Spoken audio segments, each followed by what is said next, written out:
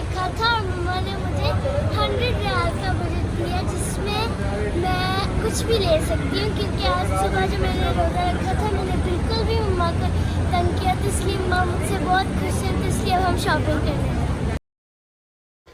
अस्सलाम वालेकुम everyone, welcome back to my channel. अब ये जो रोज़े वाली बाजी हैं ये जा रही हैं अपनी शॉपिंग करने के लिए। मुझे अपना बचपन इसको देख के बहुत याद आया। मुझे भी ये जो चीज़ें ना ज्वेलरी की छोटी छोटी चीज़ें, टॉप्स, कार्टून्स वाले और ये सारा कुछ बहुत पसंद था। तो अब चूँकि रोज़ा रखा है तो फिर अब गिफ्ट तो मिलेगा।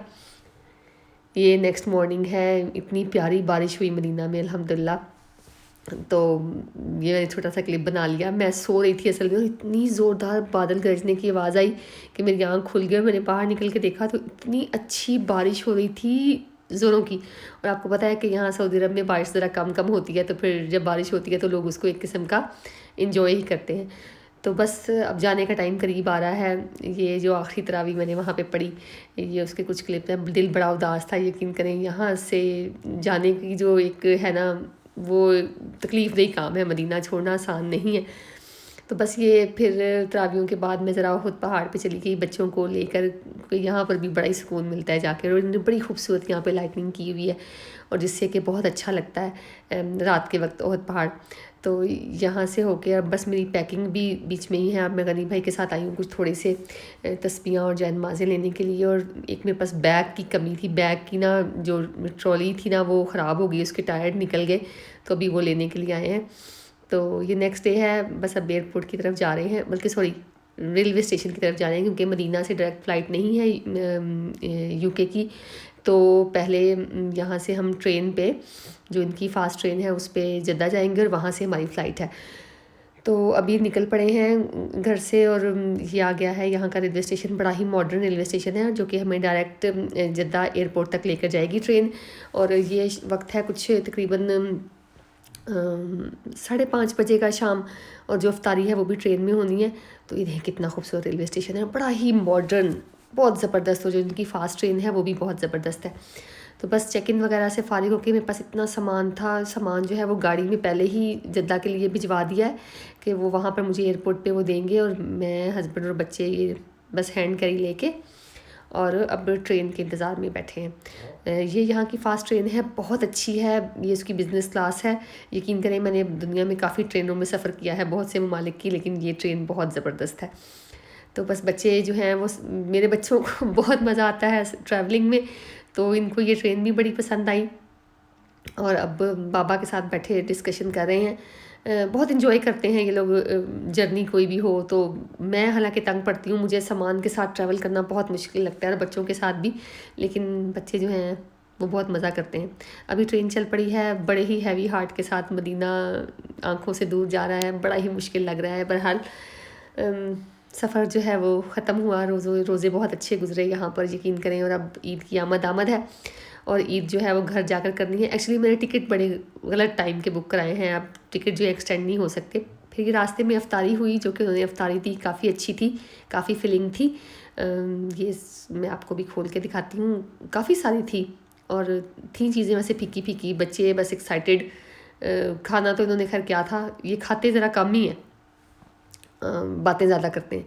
अब ये इफ्तारी थी, छोटा सा एक मिनी बर्गर था चीज़ वाला, और एक ये साथ में पता नहीं क्या था, ब्राउनी थी, ये एक रायता सैलड टाइप कोई चीज़ थी। और बस ये इफ्तारी की, और सर में इतनी दर्द हो रही थी ना मेरे, मैं कहती अल्लाह खैर आफियत से सफ़र गुजर जाए। और अब बस फाइनली हम जद्दा पहुंच गए, और यहाँ से बस एयरपोर्ट की तरफ जाना है, जहाँ पर मेरा सामान जो है वो पहले से मेरा वेट कर रहा है। मेरे पास इतना सामान है कि जिसकी सोच है ना, उसको बस सोच सोच के मेरा दिल घबरा रहा है। हालांकि मैंने कौन सा कंधों पर उठा के लेके जाना है, लेकिन बहरहाल टेंशन तो है कि वैसे तो वो वेट लिमिट के अंदर ही है, लेकिन चीज़ें ना कुछ थोड़ी टूटने वाली हैं, नाजुक सी। तो मैं अब बहुत ज़्यादा घबरा रही हूँ कि अल्लाह पाक खैर खैरियत से सब कुछ पहुँच जाए। एयरपोर्ट पे बहुत रश है, उम्रा ज़ायरीन और वैसे भी जो लोग, चूँकि रोज़े ख़त्म हो रहे हैं, जो लोग इधर उधर आने जाने वाले हैं, बहुत रश है। और ये जो ये एयरपोर्ट है ना जद्दा का न्यू वाला, बहुत खूबसूरत है। ये देखें कितना बड़ा इसमें फ़िश एक्वेरियम है, जिसको देख के मेरा तो तबीयत खुश होगी। इतनी प्यारी इसमें बड़ी बड़ी वाली फ़िश थी। ये मैंने छोटा सा क्लिप एक आप लिए बनाया, और एक क्लिप बनाने के चक्कर में बच्चे और हस्बैंड पता नहीं कहाँ चले गए, और मैंने फिर दौड़ लगाई उनके पीछे। बस अब ये एयरपोर्ट पे आ गए हैं अब। सामान, और मेरे आने से पहले अल्हम्दुलिल्लाह सामान सारा चेक इन हो चुका था। सारा कुछ बोर्डिंग कार्ड वगैरह निकल चुके थे और मैं अभी टेंशन ले लेके सारे रास्ते बस ख्वार हो गई।